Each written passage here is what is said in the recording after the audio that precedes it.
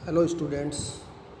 आज आपको लागत का वर्गीकरण इस बारे में हम बात करेंगे कि लागतों का वर्गीकरण किस प्रकार से किया जाता है। मुख्य रूप से लागतों का जो वर्गीकरण है उसको कई प्रकार से बताया गया है। अलग अलग लेखा शास्त्रियों ने अलग अलग प्रकार से इसकी व्याख्या की है, लेकिन लागत लेखा मानक 1 के अनुसार जो लागतों का वर्गीकरण दिया गया है हम उसी के अनुसार यहाँ अध्ययन करेंगे। इस लागत लेखा मानक के अनुसार लागतों को मुख्य रूप से 7-8 भागों में बांटा गया है। पहला इसमें आता है व्यय की प्रकृति के अनुसार वर्गीकरण। अब ये व्यय की प्रकृति के अनुसार वर्गीकरण क्या है कि इसमें जो व्यय किया जाता है उसकी नेचर क्या है, उसकी प्रकृति क्या है। तो सामान्यतया व्यय की प्रकृति 3 प्रकार की होती है। जो शुरू में आपके लागत के बारे में बताया था कि लागत किन किन चीज़ों से बनती है। 3 चीज़ों से लागत बनती है: सामग्री, मजदूरी और अन्य व्यय। तो ये 3 प्रकार से ही लागत का वर्गीकरण इस लागत व्यय की प्रकृति के अनुसार किया गया। दूसरा आता है लागत केंद्र से संबंध के अनुसार वर्गीकरण। तो लागत केंद्र से संबंध के अनुसार वर्गीकरण के अंतर्गत हम ये बताएंगे कि जो लागत के विभिन्न केंद्र होते हैं उनके संबंध में कौन कौन सी लागतें किस प्रकार से जो है वो होती हैं, उनके आधार पर हम लागतों को वर्गीकृत करते हैं। यहाँ सामग्री से संबंधित कई प्रकार के व्यय होते हैं, श्रम से संबंधित कई प्रकार के व्यय होते हैं, अन्य कई प्रकार के व्यय जो है वो होते हैं कि पर्टिकुलर जो लागत केंद्र है, लागत केंद्र के हिसाब से व्ययों को इसमें वर्गीकृत किया जाता है। तीसरा आता है कार्यों और प्रक्रियाओं के अनुसार, कार्यों अथवा प्रक्रियाओं के अनुसार वर्गीकरण। ये बहुत ही महत्वपूर्ण वर्गीकरण है कि व्यवसाय में जो लागत होती हैं वो किस प्रक्रिया से गुजरती हैं, या जो कार्य हैं किस किस प्रकार के कार्य व्यवसाय में किए जाते हैं उनके संबंध में क्या क्या लागतें होती हैं। तो उसके कार्य के हिसाब से जो कार्य व्यवसाय के अंतर्गत किए जाते हैं उनके हिसाब से लागतों को किस भागों में बांटा गया है, तो वो इसके अंतर्गत हम जो है मुख्य रूप से देखते हैं। उसमें मुख्य रूप से उत्पादन से संबंधित कार्य होते हैं, प्रशासन से संबंधित कार्य होते हैं, विक्रय से संबंधित कार्य भी होते हैं, वितरण के संबंधित भी होते हैं, और अनुसंधान और विकास से संबंधित कार्य भी किए जाते हैं। तो उनका हम आगे थोड़ा सा विस्तार से आपको इसमें आगे हम चर्चा करेंगे। इसके उपरांत जो वर्गीकरण आता है वो आता है व्यवहार के अनुसार वर्गीकरण। ये बहुत ही महत्वपूर्ण वर्गीकरण है और विशेष रूप से इसी को हम आगे जितने भी लागत लेखांकन की तकनीकें वगैरह हम काम में लेंगे उनके संबंध में इनका हम अध्ययन जो है वो करेंगे।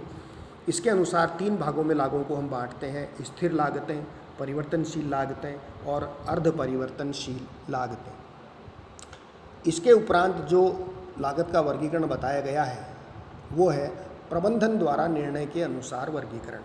प्रबंधन द्वारा निर्णय के अनुसार वर्गीकरण के अंतर्गत हम ये देखते हैं कि जो प्रबंध है, क्योंकि प्रबंध को समय समय पर बहुत सारे निर्णय लेने पड़ते हैं और प्रबंध के बहुत सारे कार्य भी होते हैं और उनके निर्णय लेने के बहुत सारे उद्देश्य भी होते हैं। उन उद्देश्यों की पूर्ति के लिए भी हम प्रबंध के अनुसार इन लागतों का अलग अलग वर्गीकरण करते हैं। इसके संबंध में जैसे आप उदाहरण के लिए समझ सकते हैं, जैसे सीमांत लागत जिसकी चर्चा हमने पहले की थी, अंतरीय लागत इंटरनल कॉस्ट आती है, अवसर लागत अपॉर्चुनिटी कॉस्ट, एक बहुत ही महत्वपूर्ण शब्द है अपॉर्चुनिटी कॉस्ट, कि उसकी अवसर लागत क्या होती है। आज यदि हम किसी व्यवसाय में 10,000 रुपये इन्वेस्ट करते हैं या 50,000 इन्वेस्ट करते हैं तो वो 50,000 आप कहाँ से लाएंगे। सपोज आपने एफडी करा रखी है और अब आप सोचते हैं कि भाई मुझे 50,000 रुपये से बिजनेस करना है, तो वो 50,000 रुपये जो आपने एफडी करा रखी है वो तोड़नी पड़ेगी। और एफडी जब आप तोड़ेंगे तो एफडी का जो ब्याज 5%, 6%, 7% जो आपको ब्याज मिलता था वो ब्याज अब आपको मिलना बंद हो जाएगा।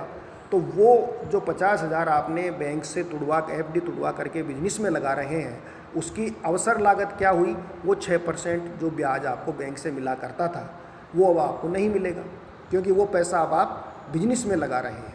तो इसलिए उस 50,000 की अपॉर्चुनिटी कॉस्ट हो गई 6%। तो वो उससे ज़्यादा आप लाभ कमाओगे तो ये आपको फ़ायदा है, तो वो अवसर लागत कहलाती है। बहुत ही इम्पोर्टेंट जो है वो शब्द है।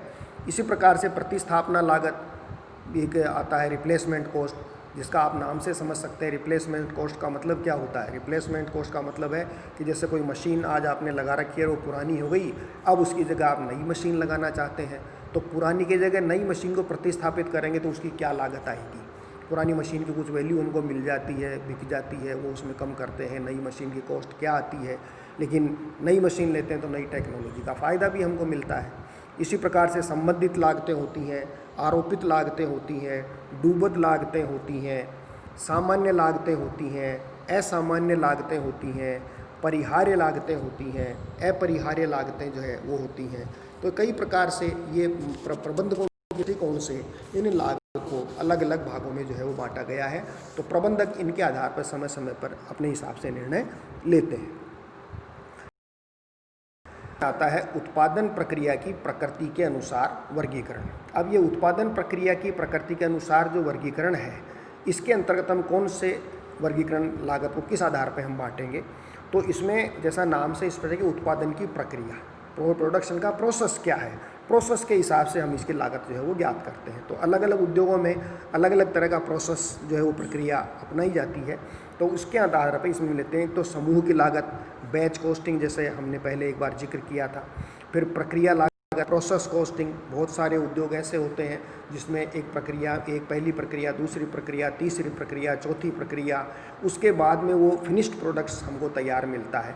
तो हर प्रक्रिया की कॉस्ट उसमें हमको देखनी पड़ती है। इसी प्रकार से संचालन लागत, ऑपरेटिंग कॉस्ट, जैसे ऑपरेटिंग कॉस्टिंग की बात हमने पहले की थी, ट्रांसपोर्टेशन में, सिनेमा में, होटल में, इनके अंतर्गत ऑपरेटिंग कॉस्ट हमको निकालनी पड़ती है। संचालन प्रक्रिया की लागत, उसको ऑपरेट करने का जो प्रोसेस है उसकी लागत अलग से हमको देखनी पड़ती है। संविदा की लागत, कोई एग्रीमेंट हमने किया है, कॉन्ट्रैक्ट हमने किया है, तो उसकी लागत कैसे निकालेंगे, तो वो कॉन्ट्रैक्ट कॉस्टिंग के अंतर्गत वो चीज़ आ जाती है।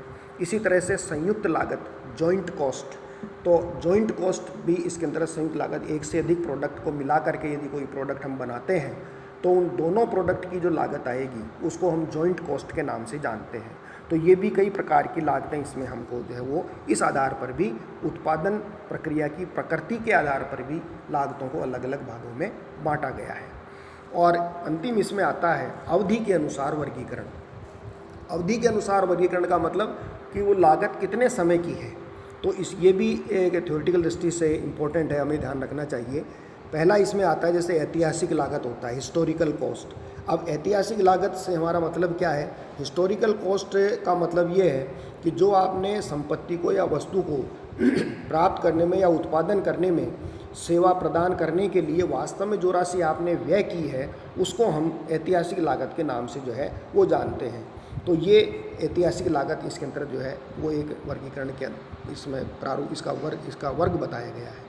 इसी तरह से पूर्व निर्धारित लागतें, प्री डिटरमिन्ड कॉस्ट। तो प्री डिटरमिन्ड कॉस्ट या पूर्व निर्धारित लागतें मतलब कि कई विशिष्टताओं के कारण कुछ लागत जो है वो एडवांस में कैलकुलेट कर ली जाती है। भविष्य में होने वाली लागतों का हम एडवांस में कैलकुलेट कर लेते हैं, तो वो पूर्व निर्धारित लागतें जो है वो कहलाती हैं। इसी प्रकार फिर स्टैंडर्ड कॉस्ट, इसका हम कई बार जिक्र कर चुके, प्रमाप लागतें, कि हम पहले से वस्तु को बनाने से पहले हम एक एस्टिमेटेड कॉस्ट हम तय करते हैं कि भाई इसमें कितना मटेरियल लगेगा, कितना लेबर लगेगा, कितने इसमें एक्सपेंसेज होंगे, तो हम उसमें उसको पूर्व निर्धारित इसमें प्रमाप लागतों के रूप में हम उसको जानते हैं। इसी प्रकार से प्रमाप लागतों के उपरांत इसमें आता है अनुमानित लागतें, एस्टिमेटेड कॉस्ट। तो एस्टिमेटेड कॉस्ट जैसा भी आपको बताया कि कोई भी प्रक्रिया या उत्पादन को प्रारंभ करने से पहले, क्रियान्वित करने से पहले हम उसकी जो है वो आदेश की हम जो है वो एस्टिमेटेड कॉस्ट निकालते हैं। हमें कोई टेंडर मिलता है, हम कोई सेलिंग ऑर्डर हमको मिलता है, तो उस सेलिंग ऑर्डर की पूर्ति करने से पहले हम एक एस्टिमेटेड कॉस्ट लगाते हैं कि भाई इस वस्तु की पूर्ति हमें करनी है तो इसकी कितनी लागत इसके अंदर जो है वो आएगी, उस हिसाब से हम उसकी लागत निकालते हैं। तो ये अवधि के अनुसार भी लागतों का वर्गीकरण बताया गया है। अब ये जो 7 प्रकार का वर्गीकरण आपको बताया है, इसमें से 2 वर्गीकरण ऐसे हैं जो बहुत महत्वपूर्ण है, और प्रैक्टिकल जब आगे हम सवाल हम करते हैं तो उस स्थिति में दो लागतों को, 2 प्रकार के वर्गीकरणों में जो लागतों का वर्गीकरण बताया गया है वो विशेष रूप से उपयोगी है।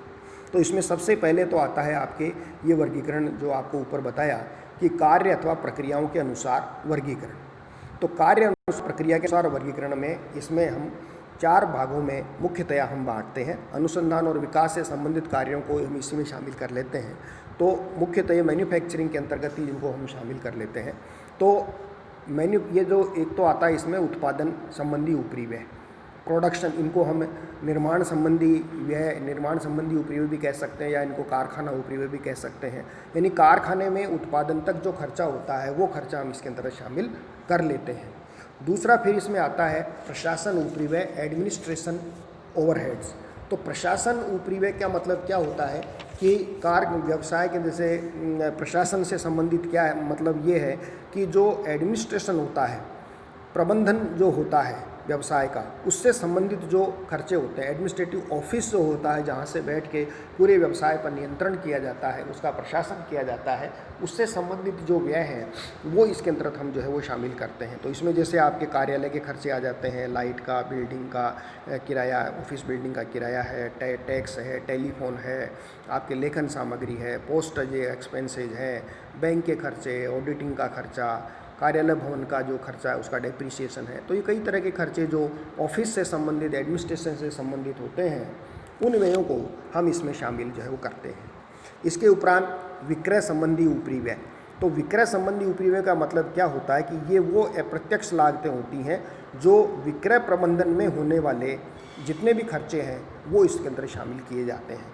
मुख्य रूप से इसमें जो खर्चे आते हैं वो आते हैं, एक तो नियमित बिक्री को और बिक्री में वृद्धि के लिए जो भी क्रियाकलाप किए जाते हैं उनसे संबंधित खर्चे हम इसमें शामिल करते हैं। जैसे विक्रय के संबंध में जो कर्मचारी लगे हुए हैं, सेल्स एम्प्लॉय जो होते हैं, उनका वेतन होता है। आपके जो एजेंट होते हैं मार्केटिंग फील्ड के अंतर्गत जो होते हैं, उनका किराया है, खर्चा है, यात्रा व्यय है, कमीशन है। आप एडवर्टाइजिंग करते हैं, हर कंपनी विज्ञापन पर बहुत खर्च करती है, वो भी सेलिंग के अंतर्गत आता है। इसी तरह से बकाया कर्ज वसूली के लिए कोई खर्चा किया जाता है, मार्केट रिसर्च की जाती है, बाजार सर्वेक्षण किया जाता है, उसके संबंध के खर्चे हैं। इसी प्रकार से यदि रॉयल्टी किसी कंपनी को चुकानी पड़ती है तो रॉयल्टी का खर्चा है। और इसके बाद सबसे इम्पोर्टेंट आता है जो इसका हम सभी लोग उपयोग करते हैं, आफ्टर सेल सर्विस। किसी भी कंपनी का प्रोडक्ट यदि अच्छी तरह से बेचना है तो आजकल ग्राहक बहुत सेंसिटिव हो गया, इसलिए उसको आफ्टर सेल सर्विस की गारंटी जो है वो चाहिए होती है। आज आपने कोई फ्रिज खरीदा, एसी खरीदा, टीवी खरीदा, कोई चीज़ आपने खरीदी और उसका मान लीजिए आपका ख़राब हो गया, तो आप कंपनी को फ़ोन करते रहते हैं, कोई सर्विस करने नहीं आता, तो आप उस कंपनी से आपका मूड ख़राब हो जाएगा, आप उस कंपनी में दोबारा उस कंपनी का प्रोडक्ट नहीं लेंगे। और एक वो कंपनी जो आपके फ़ोन करते ही आपके डोर स्टेप पर घंटे 2 घंटे में जो है वो मैकेनिक आ जाता है, तो आप कहते हैं यार ये कंपनी बहुत बढ़िया है, इसकी आफ्टर सेल सर्विस बहुत बढ़िया है। तो इस पर आजकल की कंपनियां आफ्टर सेल सर्विस पर बहुत ज़्यादा ध्यान देने लग गई हैं। तो इस प्रकार से हम कह सकते हैं कि ये जो वर्गीकरण है जो कार्यों या प्रक्रियाओं के अनुसार है, इसके अनुसार हम मुख्य रूप से 4 भागों में इन व्ययों को बांट करके आगे के प्रश्न जितने भी होंगे वो हम करेंगे, जिसमें फैक्ट्री ओवरहेड्स हैं, एडमिनिस्ट्रेटिव ओवरहेड्स हैं, सेलिंग ओवरहेड्स हैं और डिस्ट्रीब्यूशन ओवरहेड्स इसमें शामिल किए जाते हैं। दूसरा जो सबसे महत्वपूर्ण वर्गीकरण, जैसा मैं आपको ऊपर बता रहा था, इसमें यह आता है आपके व्यवहार के अनुसार वर्गीकरण। अब व्यवहार के अनुसार वर्गीकरण के आधार पर हम जो लागतें होती हैं इनको 3 भागों में बांटते हैं। पहली होती है स्थिर लागतें, फिक्स्ड कॉस्ट। फिक्स्ड कॉस्ट का मतलब क्या होता है? फिक्स्ड जैसे नाम से स्पष्ट है, स्थिर लागतें। स्थिर लागतों का मतलब ये है कि आप कारखाने की कैपेसिटी मान लीजिए 5000 इकाइयों को उत्पादन करने की है। अब यदि आप उसमें 5000 इकाई उत्पादित करेंगे तो भी suppose fixed cost 10,000, suppose fixed cost आपकी 1 लाख रुपए आती है, तो 5000 करेंगे तो भी 1 लाख आएगी। 500 इकाइयों का उत्पादन करेंगे तो भी 1 लाख रुपए व्यय होंगे, और यदि आप 10 इकाई बनाएंगे तो भी 1 लाख व्यय होंगे। अब आप सोचेंगे साहब 10 इकाई पे इतने कैसे? तो उसका कारण ये है कि कारखाने का, जैसे आपने बिल्डिंग ली कारखाने की, उसका किराया आपको देना ही पड़ेगा, आप चाहे उत्पादन करें या नहीं करें। बिजली का जो मिनिमम जो मीटर आता है खर्चा, आप उत्पादन करें तो भी देंगे, नहीं करेंगे तो भी देंगे। ज़्यादा करेंगे तो ज़्यादा लगेगा, कम करेंगे तो कम लगेगा। इसी तरह से जो कर्मचारी होते हैं, कुछ कर्मचारी ऐसे होते हैं जो स्थायी कर्मचारी होते हैं, तो अब स्थायी कर्मचारी उसको तो वेतन देना ही पड़ेगा आपको, चाहे वो उत्पादन हो तो ठीक है, नहीं हो तो ठीक है। तो ऐसे बहुत सारे खर्चे होते हैं जो फिक्स, स्थिर नेचर, स्थिर प्रकृति के होते हैं, तो उनको हम स्थिर लागत के नाम से जानते हैं। इसी प्रकार से फिर होते हैं परिवर्तनशील लागत, वेरिएबल कॉस्ट।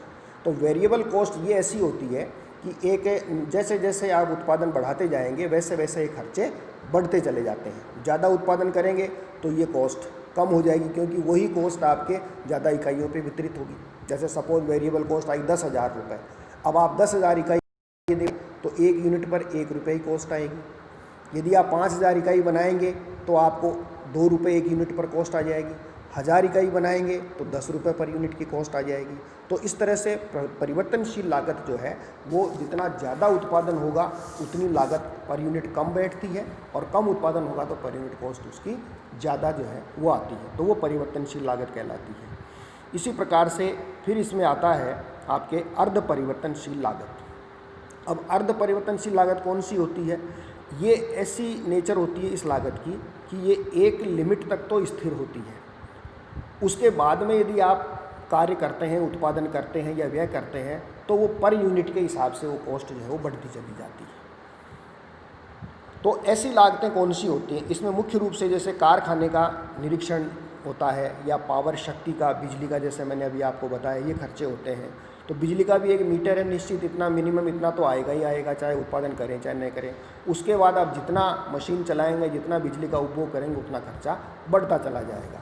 तो ये ऐसे खर्चे होते हैं जो अर्ध परिवर्तनशील होते हैं। लेकिन एक बात ध्यान रखना कि सवाल करते समय हमें ये ध्यान रखना पड़ेगा, हम जो लेखे करते हैं वो 2 ही तरह की लागतों का हम जनरली करते हैं, या तो फिक्स नेचर में हो कॉस्ट या वेरिएबल कॉस्ट हो। इसलिए हमें अर्ध परिवर्तनशील लागतों को एक निश्चित आधार पर हमको सेग्रीगेट करना पड़ता है, अलग अलग बांटना पड़ता है। अब उसमें फिक्स कितना है और वेरिएबल कितना है, उस अर्ध परिवर्तनशील लागत का फिक्स पार्ट स्थिर लागत में जोड़ेंगे और वेरिएबल जो पार्ट है वो वेरिएबल कॉस्ट में जोड़ करके उसका हम इसमें लेखांकन के अंतर्गत उसका उपयोग करेंगे। तो ये लागत का वर्गीकरण है जो भिन्न भिन्न प्रकार के कार्यों के हिसाब से इनका वर्गीकरण किया गया है। धन्यवाद।